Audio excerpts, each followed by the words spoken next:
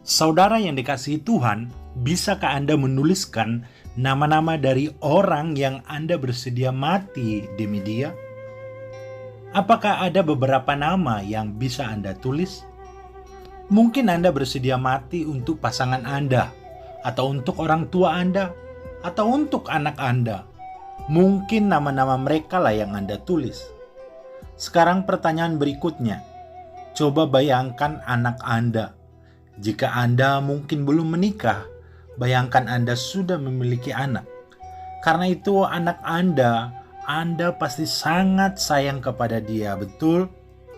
Jika sangat diperlukan, bersediakah Anda memberikan nyawa anak Anda untuk mati berkorban demi menyelamatkan orang lain? Kalau tadi Anda bersedia, Anda rela memberikan nyawa Anda sendiri untuk menyelamatkan orang lain. Apakah Anda bisa rela untuk memberikan nyawa anak Anda untuk mati berkorban menyelamatkan orang lain? Lebih sulit bukan saudara yang dikasihi Tuhan, atau lebih gampang? Jika anak kita diculik, kita akan berkata, jangan culik anak saya saja yang diculik sebagai gantinya.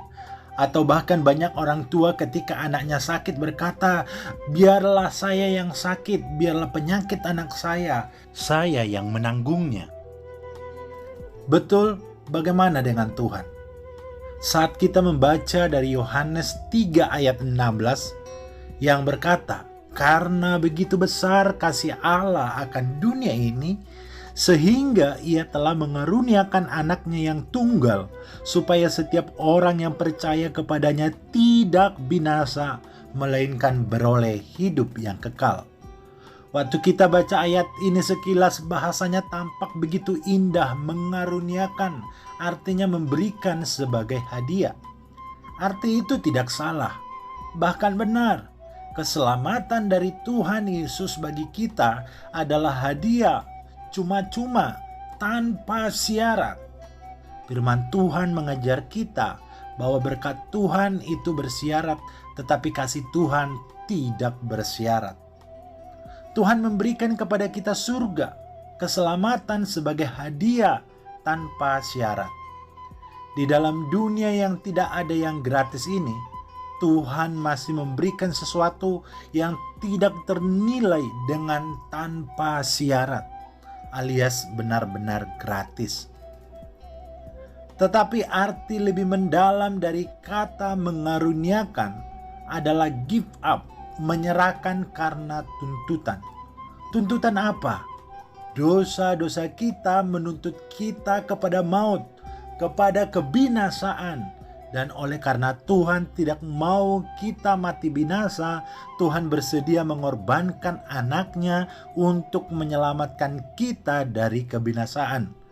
Seperti yang tadi di atas kita bahas, adalah lebih sulit untuk kita mau mengorbankan anak kita untuk menyelamatkan orang lain. Lebih gampang untuk mengorbankan diri kita sendiri untuk menyelamatkan orang lain. Lalu mengapa Tuhan mau? Yohanes 3 ayat 16 mengatakan, karena begitu besarnya kasih Allah.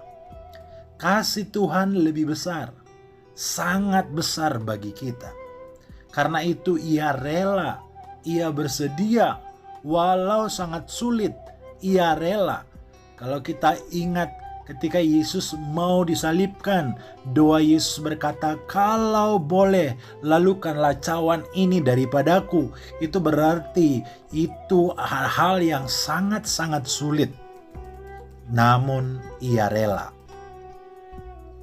Kalau kita melihat bahwa Tuhan lebih bersedia menyerahkan anaknya yang satu-satunya daripada menyerah untuk menyelamatkan kita. Karena dia sungguh sangat mengasihi kita. Karena dia sendiri adalah kasih, sehingga ia tidak mau menyerah untuk menyelamatkan kita. Dan itu memberikan kita pelajaran berharga bahwa tidak ada kasih yang sejati jika tanpa adanya pengorbanan. Tuhan lebih dahulu telah mengasihi kita. Setiap orang yang hidup dalam kasih Allah berarti meyakini dan mensyukuri kasih Allah yang telah kita terima dan alami. Seturut dengan itu, kita juga dituntut untuk meneladani kasih Allah tersebut dengan mengasihi sesama. Melakukan kasih memang tidaklah semudah mengatakan dan seindah mengungkapkannya.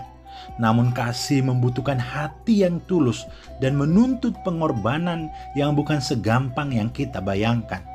Yesus mengajarkan kasih yang sesungguhnya, yaitu kasih yang berstandar agape. Kasih agape adalah kasih tak bersyarat. Kasih agape adalah sifat inti Allah karena Allah adalah kasih. Kasih agape bukan sekedar sebuah gerakan hati yang lahir dari perasaan, melainkan gerakan kehendak, pilihan yang sengaja dilakukan. Kasih yang berhubungan dengan ketaatan dan komitmen, dan tidak selalu dengan perasaan dan emosi. Mengasihi seseorang adalah mentaati Tuhan dan perintahnya. Demi kebaikan orang lain, mengupayakan berkat dan keuntungan orang lain untuk jangka panjang. Sikap seperti inilah yang semestinya dimiliki setiap orang yang percaya kepada Yesus Kristus. Di tengah zaman dan situasi seperti sekarang ini, kecenderungan manusia hidup egois, mementingkan diri sendiri, mau menang sendiri, dan seterusnya.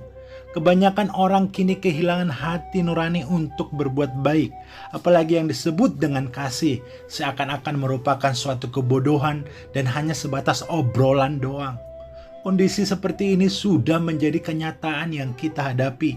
Bagaimana kasih itu dapat kita wujudkan? Jawabannya tertulis dalam 1 Korintus 13 ayat 4 sampai 7. Kasih itu sabar, kasih itu murah hati, ia tidak cemburu, ia tidak memegahkan diri dan tidak sombong. Ia tidak melakukan yang tidak sopan dan tidak mencari keuntungan diri sendiri. Ia tidak pemarah dan tidak menyimpan kesalahan orang lain. Ia tidak bersukacita karena ketidakadilan, tetapi karena kebenaran. Ia menutupi segala sesuatu, percaya segala sesuatu, mengharapkan segala sesuatu, sabar menanggung segala sesuatu. Dengan demikian 1 Yohanes 4 ayat yang ke-20, jikalau seorang berkata, aku mengasihi Allah dan ia membenci saudaranya, maka ia adalah pendusta. Karena barang siapa tidak mengasihi saudara yang dilihatnya, tidak mungkin mengasihi Allah yang tidak dilihatnya. Amin buat firman Tuhan.